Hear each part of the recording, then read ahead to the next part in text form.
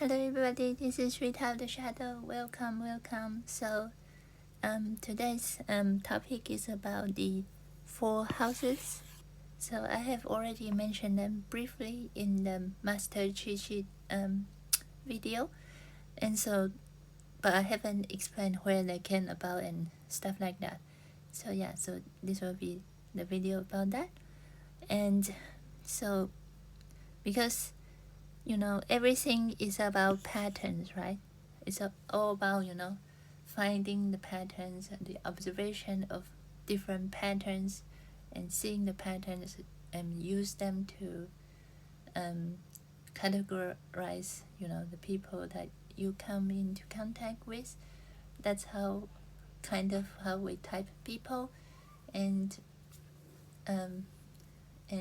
yes, it is very it's like superficial way to look at people, and it's generalizing, and so it's only to get an idea of who they are and what they're about. It's not really for you to decide, oh, this is them, and you make assumption about them and judge them. No, it's not about that. It's about assisting you to have a better communication with them, kind of thing. So yeah,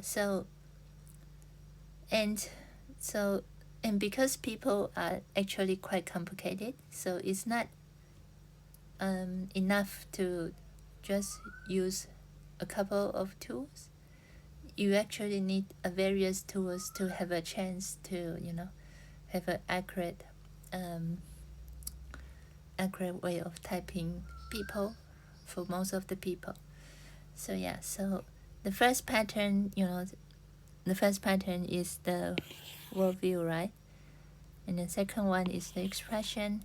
And from these two, the type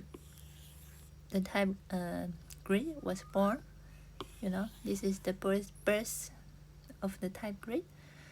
And from then, because this is like from the outside in, you look at them, what is their worldview and what is their interaction style, that kind of thing, and you try to identify them.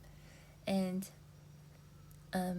so in the other video I talked about the tempos and the artigram. So the tempos is kind of going the other way from inside out. So looking at someone's origin tempo, right?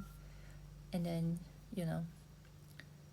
you try to find out what is their primary purpose, and then you can try to compare and see, are they more like this one or are they more like this one, that kind of thing. So yeah. And also so the tempos are based on the 4 sides of mind, as we mentioned. So that's why everybody in the same tempo origin would be they would be similar in some way, in the sense that they share the same origin. So the soul origin people will share the character, and mind tempo people will share the education style, etc. And that leads to today's topic. So that means for the so there's another pattern that is about the houses, or what we call the quadras. And so yeah, it is exactly very similar to Harry Potter houses. And how they came to be is that so if this one if the tempos are similar based on the 4 sides of mind, then these ones they are similar based on the cognitive functions. So everyone in the same house would have exactly the same cognitive functions. For example, for the Wayfarer ones, they would have NISE and TFI. which correspond to willpower and recognition. And for the Templars, it would be an ISE and TIFE. And for the Philosophers, it will be NESI and TEFI. And for the Crusaders, it will be similarly NESI and TIFE. So yeah. So that means they are also very similar and in a different way from the temples. So how are they similar then? Because they all have the same cognitive functions, it means so in the beginning they might be different, but eventually as they develop and grow older, they will become like a bit more similar. So it means that they all have the same or similar kind of philosophy in life, like a way of life eventually. And so yeah, so that is another pattern that they have observed. So we already briefly talked about these ones, so I won't talk about it again. So yeah. So what are those life philosophies? For example, for the Crusader, they are Crusader, or also known as the Alpha Quadra, and they have a strong sense of justice, and they become a believer of some kind. So the believer doesn't mean just a religious belief. It can be also like a belief in a system, like a government, a country, your job, your company, your partner, your friend, anything like that. It can be, as long as you believe in something, you have a strong sense of belief. Yeah, so they are all about, believe in something and try to bring justice based on what they believe. So for them, life is about promoting fairness and justice so that my sacrifice can help others. And they are about faith and truth, and so yeah. And for the Templars, they are the Beta Quadra, and they are mostly about righteousness, and they have a tendency to become some kind of mentor. Why? Because for them, life is the freedom to choose who they are closeness with, and while providing, advices and help them improve. So that is kind of Templars, approach to life. So yeah. So they want to help improve other people, essentially. And for the Philosophers, they are also known as the Delta Quadra, and they are the so the concept they are representing is the sense of order and having a structure, or you can also say it's kind of aristocracy. So a lot of them become like academics or in the justice system or lawmaking, because life is about working hard to find out the principles behind the standard for success. So for them, it's like bringing almost deciding what the rules should be. So the Crusaders are the ones who follow the rules, and the Delta Quadras are kind of the one that made the rules. So yeah. And almost directly opposite to the Philosopher, the Wayfarer is all about, they are also known as the Gamma Quadra, by the way. They are all about freedom, and that's why they are associated with anarchy and pirates. So for them, it's, about gathering my own treasure and have the freedom to choose who I share my treasure with. So that is the different, philosophies based on the four houses. And of course, they each are more, they are not so strictly limited by these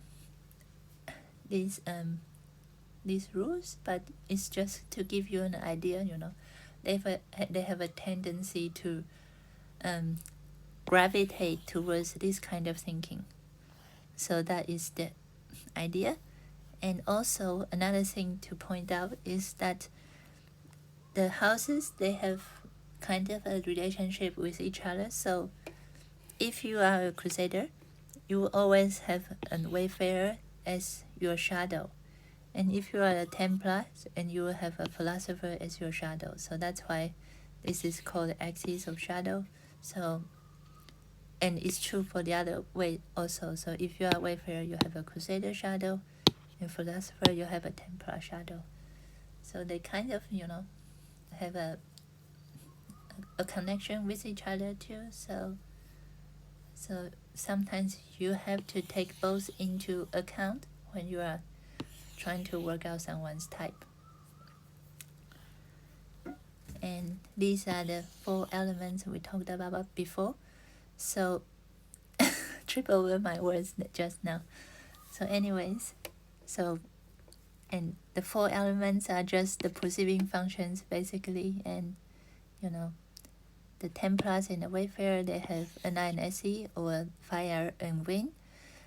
And the Crusader and Philosopher, they have earth and water, so SI and E. So same thing as judging function. So the spear and bow is for the Philosopher and the Wayfarer, and the Crusader and Templar, they are the sword and mace one, which are the TIFE. And this is just additional explanation for the expression versus worldview. So yeah. And just to maybe demonstrate my point a bit further, I guess. So, so look at this little matrix here I made. So, they have different philosophies, right? So for the Wayfarer, they are about, what, I want to be recognized and respected by other people. That's why I strive to collect my treasures.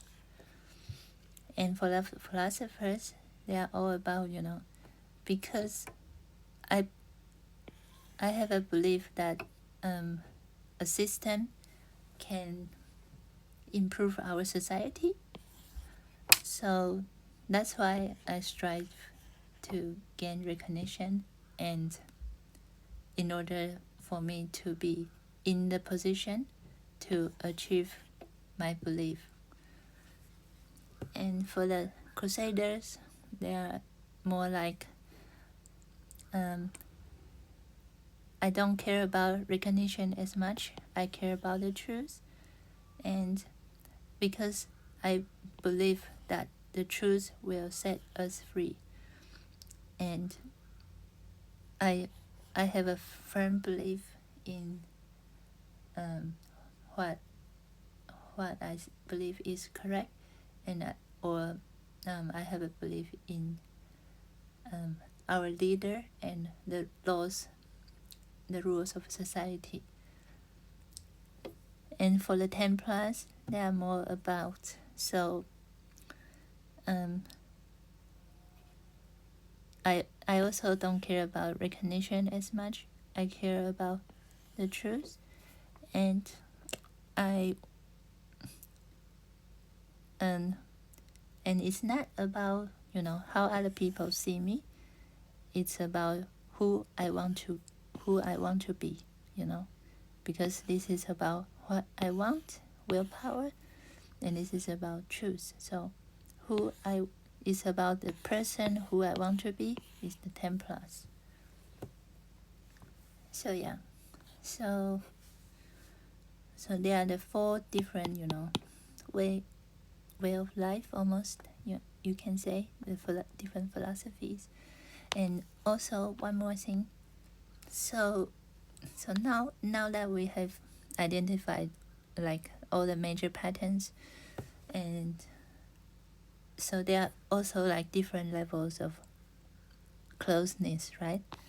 So for example, if you are an INFJ, of course the person most similar to you will also be an INFJ, unless they have a different background than you, then maybe you might be different. And that is the effect of nurture, as we probably know, or I might make another video later about that. But yeah, so idealistically speaking, the person, the type that would be most similar to you would be your own type, obviously. And the second would be the person who share the same mini tempo as you, that being the ESTP and INFJ. So, they are basically the 2 sides of the same coin. And yeah, so they have different approach, but in the end, they are going for the same thing. So, and the next level after that is the people who share the same tempo as you. So for INFJ is the Templars. Because why? Because half of, 2 of the Templars here, 2 of Templars here. So half of the Templars share the same tempo as you. So, and generally you have the similar philosophy in life. So yeah, so that would be like number 3. And the one after that would be someone who shares the same tempo origin as you. So that includes half of the Templars, of course, and also half of the Philosophers. So for the INFJ, that would be the ENFP. Yeah, rest. So yeah. So yeah. So that would be your 4 sides of mind, right? So they also have similarity as you. So yeah. And I guess then after that could be these 2, because they are also having the same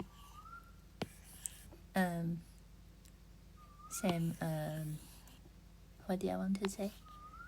House, same quadra as you, or the shadow quadra as you. So yeah. And that's pretty much it. So these people will be a lot different from you, but that is also good, because then it means you have a lot to learn from each other. So definitely, try to get to know people from different sections from you, but obviously you should still get along with your own section as well, because sometimes it's very interesting, like the more similar we are, the easier it is for us to piss off each other, especially these 2, or especially in the INFJ itself also, or similar for any other type actually. So that is also very interesting. And if you are in the same house, it's also possible you annoy each other in some way. So yeah. So but it's all like different opportunity to growth, right? Anyways, I rambled enough. So yeah, Thank you for watching and see you next time. Bye.